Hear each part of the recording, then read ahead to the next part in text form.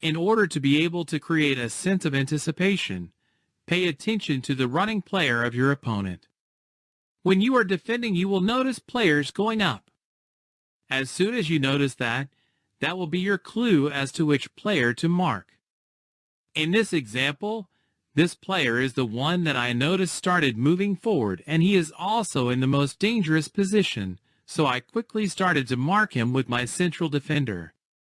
Now that I have him marked, my opponent decided not to pass it to him, because I might intercept the pass.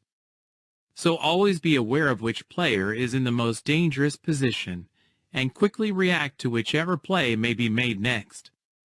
And that is how to anticipate the plays of your opponent while defending. Thanks for watching my video. If you like these type of tutorials, please like and subscribe to my YouTube channel. Thank you, and I hope to see you on my next video.